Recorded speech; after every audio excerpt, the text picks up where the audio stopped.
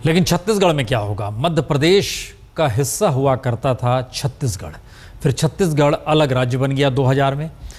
उसी के बाद सत्ता एक लिहाज से बीजेपी ने संभाली और शिवराज सिंह चौहान लगातार उसको संभाले हुए। रमन सिंह दूसरी तरफ डॉक्टर का पेशा छोड़कर राजनीति में कूदे थे, तो उनने एक पहचान दी छत्तीसगढ़ को। चावल वाले बाबा के तौर पर छत्तीसगढ़ में रमन सिंह जाने जाते हैं। और दूसरी तरफ नक्सली हमले में एक पूरा का पूरा कैडर कांग्रेस का मारा गया।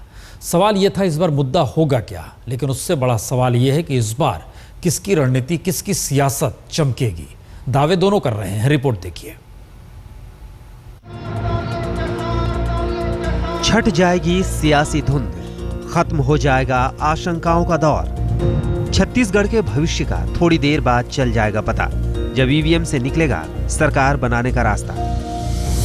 ईवीएम बताएगा कि आखिर छत्तीसगढ़ में रमन की होगी हैट्रिक या फिर हो जाएगा पत्ता साफ। कांग्रेस की होगी वापसी या फिर 5 साल तक और करना होगा इंतजार।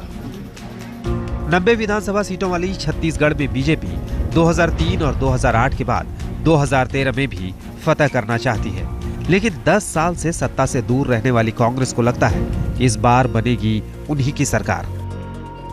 कितनी सीटों के लिए तो बहुत से ज्योतिषी हैं जो बताएंगे। मैं तो राजनीतिज्ञ हूँ। मैं ये जानता हूँ कि बहुमत से हमारी सरकार बन रही है। सरकार बनाएंगे, नंबर हो तो सरकार से बनाना है ना।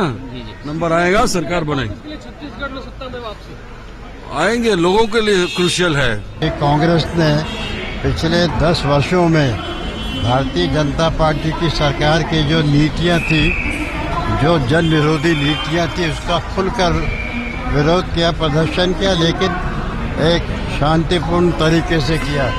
जनता परिवर्तन चाहती थी, परिवर्तन याफ्ता जो निकली थी, उसका उद्देश्य यही था कि इस प्रदेश में परिवर्तन की लहर चल रही है और आम आदमी इस बात को स्वीकार कर रहा था।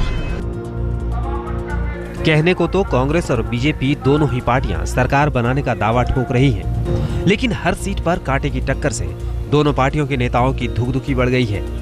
पहले फेज में 67% और दूसरे फेज में करीब 75% वोटिंग से सस्पेंस और बढ़ा हुआ है। इन सब के बीच बस्तर का इलाका किसी भी पार्टी के मंसूबों पर पानी फेर सकता है। ये वही इलाका है जहां छत्तीसगढ़ कांग्रेस नेतृत्व का नक्सलियों ने पूरी तरह सफाया कर दिया था। बीजेपी के गढ़वाल इस इलाके में कांग्रेस ने इमोशनल कार्ड खेला है।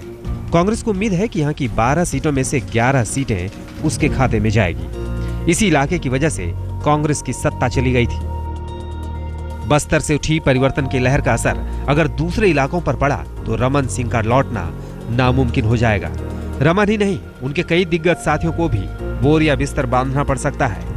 लेकिन बस्तर में अगर चावल बाबा का जादू चल गया तो कांग्रेस को 5 साल और विपक्ष में बैठना पड़ेगा, जिसे वो किसी भी सूरत में नहीं चाहती। वोटों की इसी अहमियत को समझते हुए काउंटिंग सेंटर पर सुरक्षा के पुख्ता इंतजाम किए गए हैं।